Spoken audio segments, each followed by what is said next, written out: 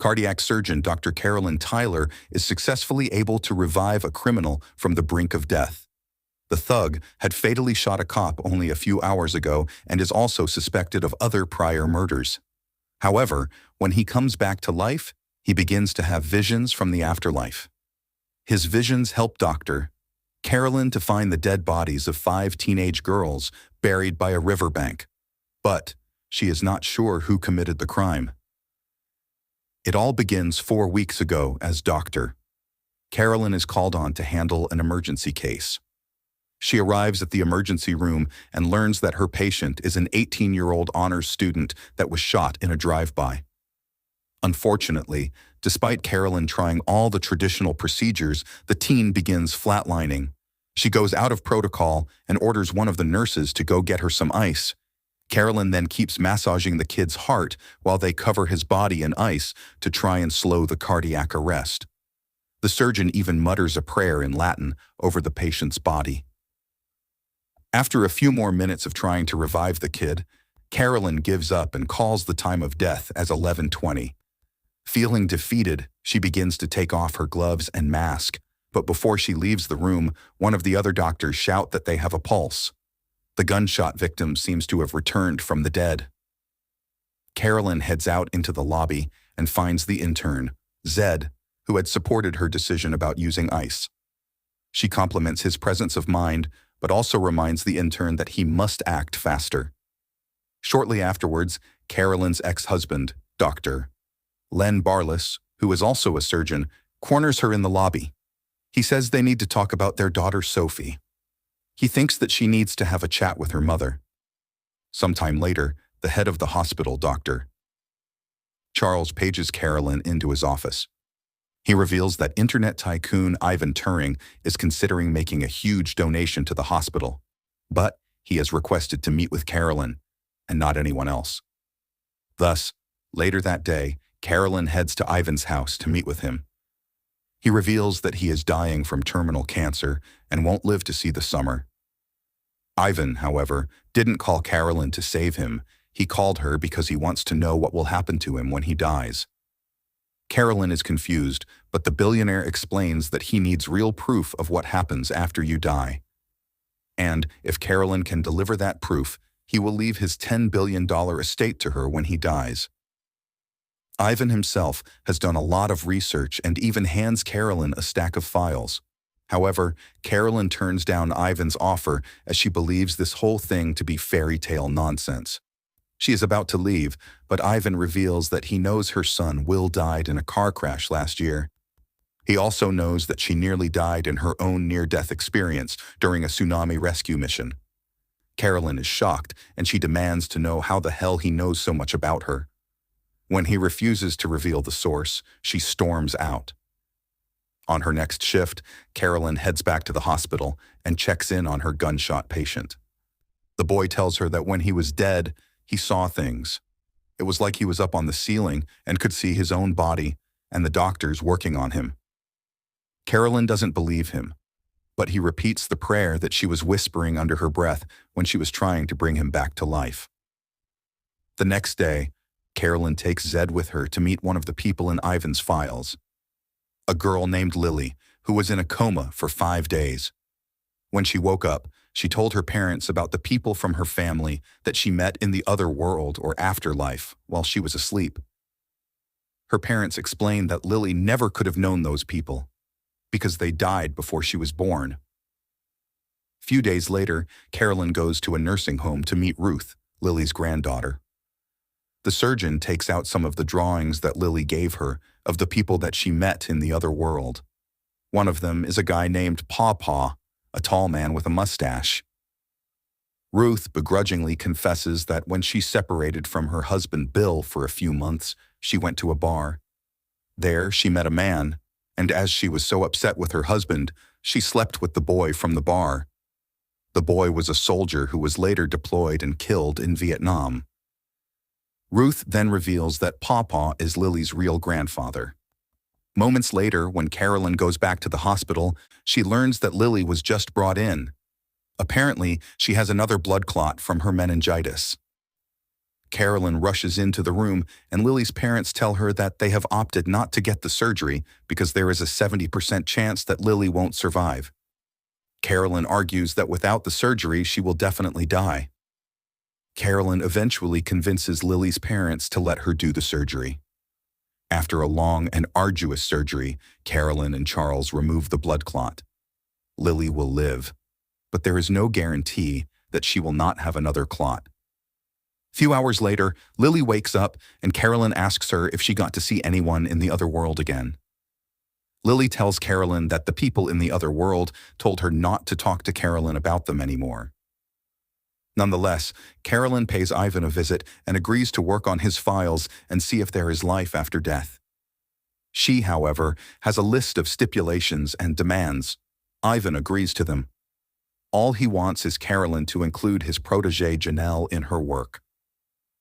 Down that week, Carolyn and her team are meeting with Luke, a man who is experiencing visions of his dead wife, Ellen. She seems to be interacting with him the entire time he's talking with them.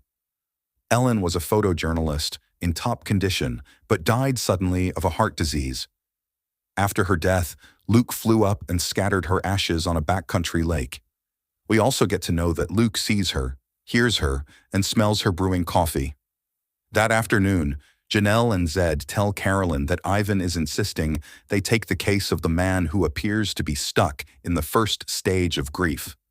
Carolyn is annoyed, even more so when she gets back to the hospital to see Ivan poking around medical equipment under the guise of giving the hospital money again. In the meantime, Carolyn decides to continue looking at the case and visits the man stuck on his wife again. His dead wife is drawing him a bath upstairs while he and Carolyn chat. The latter dismisses the whole experience as some sort of hallucination. This prompts Luke to wonder if she has lost someone close in her life. When the surgeon doesn't answer, he correctly guesses it was a child. Luke then adds that the difference between the two of them is that he no longer feels the pain that she feels. Suddenly, the bath upstairs overflows and they rush upstairs. It appears like someone else turned the bath on, but Carolyn later reveals that she wants Luke to come in for a full psych evaluation. At the hospital, Carolyn talks to her husband and asks a rather strange question. She inquires about the people present in the hospital when their son passed away. She wants to know if he had seen an old lady with a green scarf during that time. It is revealed that Carolyn has lately been seeing this old lady everywhere. However, Len suggests such visions are usually memories tucked away in the brain that people want to forget. Things take a dark turn that evening as Carolyn sees Luke admitted in the hospital. He seems to be hurt. Someone has hit him on the forehead. He's certain his wife Elena is angry that he's been talking with another woman and says the surgeon should stay away. The following day, Carolyn runs into Peter Van Allen, a businessman who markets himself as a psychic. She learns that Ivan gets all his files from Peter, much to her annoyance. That evening, at home, Carolyn gets a text from an unknown address telling her to stay away from Luke. She is wondering who sent her the text when suddenly a fire starts in her trash bin. She rushes outside and finds a candle which she had earlier seen at Luke's house. A short while afterwards, she pounds on Luke's door, but he appears to have no idea what is going on. She demands a complete mental and physical evaluation, or she'll call the police. Luke agrees, as he cannot explain to the cops how his dead wife started the fire at his house. Few weeks later, Luke undergoes surgery, but explicitly warns Carolyn not to be in the surgery room. She initially agrees, but when Chief Surgeon Charles asks for help, she is forced to take part in the surgery. Right on cue, several electrical problems prohibit them from continuing. The surgery is eventually moved for later, as the electrical problems just don't stop. A few nights later, when Carolyn gets back to Luke's room, an alarm is sounded. We then get to know that Luke is currently on the roof. He is planning to jump off the building just to be with Ellen. Carolyn thankfully manages to talk him down and into surgery. She asks him to reconsider, saying all this could be Ellen's way of getting him the help he needs and not ending his life at all. That evening, the surgery takes place and Luke is vision-free after the whole process. He can now get his job as a pilot back and start all over again. The scene abruptly shifts, and we see several American soldiers under attack. Sergeant David is calling on his fellow soldiers to move forward when suddenly a private named Tommy is shot. However, we quickly learn that the scene is actually being retold by Daniel Powell, a psychologist. It turns out that Daniel's client, Liam, has been having these vivid dreams from the Korean War where he sees himself as Tommy. The only strange thing is that Liam wasn't even born when the Korean War was underway. However, Daniel believes that his client is experiencing emotions from his past life. It is then revealed that Carolyn and Zed are in the audience, listening to this whole presentation. Carolyn isn't impressed with the whole thing and even calls it nonsense. So, it comes as a surprise to Zed when she wants to talk with the psychologist when the presentation is over. It turns out she attended medical school with him and their friends. While the two are having a conversation, Liam is confronted by a stranger. The latter accuses Liam of stealing the story from a book he was about to publish. The confrontation becomes so heated that the men start fighting and have to be separated by Daniel. Elsewhere at the hospital, Zed runs into someone he knows from his village in Kenya. He is encouraged to call back home as soon as possible, as everyone seems to be waiting for him for some reason. This is when we learn that Zed is apparently engaged with a girl back in Kenya. In fact, when he was a kid, his parents had promised to marry Zed to the girl. It is now clear that Zed actually doesn't want to leave the US and wants to do his residency in this very hospital. The scene then abruptly shifts, and we see Carolyn and Daniel are talking to the guy who attacked Liam. He introduces himself as Ryder and stands firm in his claim that he was about to come up with a graphic novel. Daniel, however, has an interesting theory. He thinks that this guy and Liam share a memory as they were in the same place at the same time. Thus, Daniel runs a hypnotic test on Ryder and asks him to look deeper into his earlier memory. They find a shocking truth. Ryder sees the same memory, but through the eyes of Sergeant David. They both fought side by side during the Korean War. A few days later, Liam and Ryder come for a joint hypnotic session. They go deeper in their minds together and eventually fall into this trance-like state. Both of them are transported into their earliest memory, the Korean War. Ryder was Sergeant David and was leading a group of U.S. soldiers to the front line. However, they were attacked, and Tommy got shot in the shoulder. David tried mounting an offensive while also looking for his comrades. But poor David also got a bullet through his chest and fell down on the spot. He soon died after confessing his love for Tommy.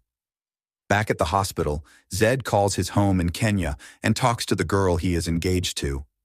Instead of informing her that he has had a change of heart, Zed caves in and instead says he loves her. A few days later, Carolyn receives 2 emergency cases from a gunfight scene. There is a cop as well as a criminal named Mason, both of whom have been shot multiple times. She handles the cop, and despite multiple electrical cardioversions, the patient passes away. The thug who had shot the cop is also declared dead a few seconds later. However, just as the case is about to be shut down, Mason comes back to life. Carolyn immediately attends to him and sees that the criminal has a terrified look in his eyes. After a few days, the criminal's health starts to improve to a point where he can talk normally. Carolyn, who is still haunted by the look he had in his eyes, has a little conversation with Mason. She inquires what he saw that made him so terrified. Mason is reluctant to open up at first, but eventually realizes that this is his only chance to talk. Thus, he tells Carolyn about his near-death experience. Mason says he saw a young girl with brown hair and some kind of a uniform on. He, however, doesn't recollect anything after that. Following this, Carolyn tells Janelle to dig deeper into this case and find the girl from the criminal's description. It doesn't take them long to do so, as Janelle discovers a girl of that description. Apparently, a 17-year-old named Laurel Aries has been missing for the past 1 year. She has brown hair and had been wearing the uniform of the fast food joint she worked in when last seen. To pull out more information from the criminal, Carolyn asks for the help from the psychic Peter Van Allen. They together force the criminal to get deeper into his vision and reveal what he saw. Mason begrudgingly does so and says he saw the brown-haired girl drowning in mud somewhere near a river. This news is quickly given to the police, who find not just the body of Laurel Ares, but 5 other girls buried in the bank of a nearby river. Unfortunately, the blame of all the murders is placed on Mason, who is then shifted out of the hospital. Before he is taken, Mason yells at Carolyn and says that the real killer is still at large. The surgeon wants to question him more, but it is too late. He is shifted to jail. A few days later, Carolyn gets the news that Mason passed away due to a blood clot near his heart. Meanwhile, as the story comes to an end, we see an old woman wearing a green scarf in the hospital's elevator. This is the same kind of scarf that Carolyn keeps on seeing in her dreams.